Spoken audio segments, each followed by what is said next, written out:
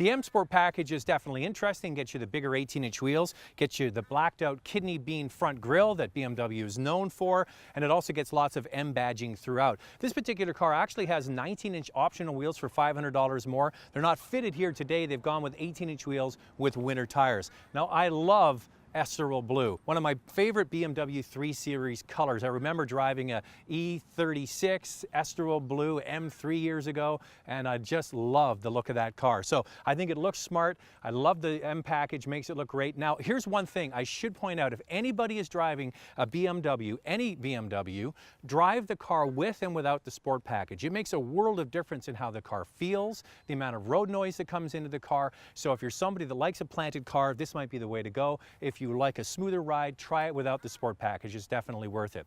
Now, around the back, you also get dual exhaust chrome tips with the 335, but when you get this car with the M Sport package, you get the larger chrome tips, and the X-Drive badging is kept to a minimum. It's nice to see, even though this car is all-wheel drive, it looks hunkered down. 3 Series years ago, when they had the all-wheel drive system, they used to sit up a little bit higher, but they fixed that with this car. Now, as I mentioned off the beginning, I've already done a review of the 3 Series last year, the 328i, and you can go and watch that review because the interiors between the models are virtually identical. You get a few minor features, like on this one you get the silver highlights in the center and on the middle of the dash. I do like the Estoril Blue stripe that goes across the dash. Looks fantastic. I wish there was a little more of that actually to break up the monochrome black interior. BMW always does very comfortable seats. This car has the optional sports seats, and they really do hug you. They're great in the corners. The dials behind the steering wheel are now smaller with this generation of 3 Series. You get used to them after a while. Love the steering wheel. It's nice and thick. The paddle shifters behind there.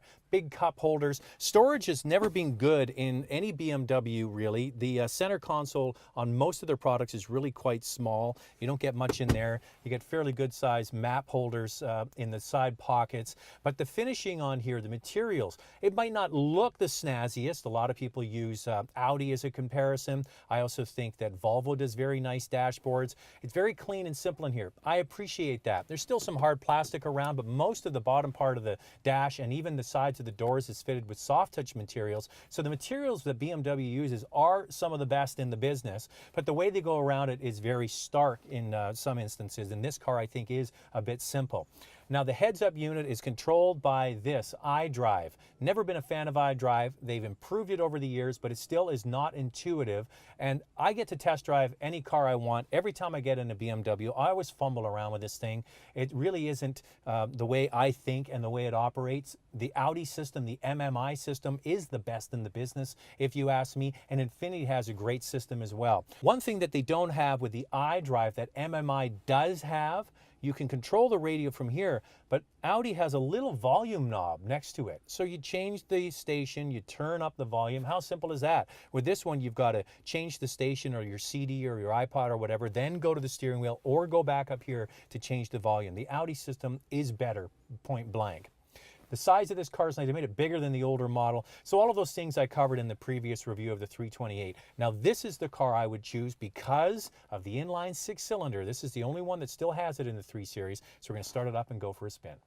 Now, before I came out here to record this, I was poking around the BMW Canada website and looking at the 0 to 100 km/h numbers, and they claim that the all-wheel drive version of this car is actually faster to 100 km/h than the two-wheel drive version. I think it's 5.4 seconds for the two-wheel drive, 5.1 for the all-wheel drive. Maybe it's got the all-wheel traction that's getting down the power right out of the gate. Now, most Canadians are going to be attracted to the all-wheel drive system, but I've owned 5 BMWs and only one of them has been all-wheel drive, and I can tell you, if you equip a BMW with the proper winter tires, you can still get to most places with just rear-wheel drive. All-wheel drive is definitely more assuring for many people, and I can see the attraction.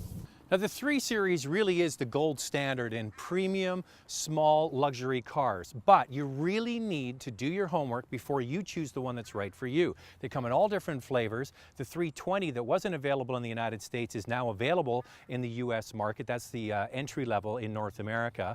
There's the 328 that has the turbo 4-cylinder, and then you can get this turbo inline 6 that has the right sound, but it might not be the right package for you. If you're somebody that's motivated by the car being thrifty on fuel, the 4-cylinder turbo might be the way to go. If you like driving dynamics and a little bit more power and you can afford to step up to the 335, you're never going to go wrong. This is the one I would choose. The noise out of the 4-cylinder for many people just doesn't sound right. I could live with it, but I couldn't live without the extra grunt that this car performs with. And I've always loved the 335. It's been right at the top of my list of cars to own. And if you're in the market for a 3 Series, try and spring and get this one.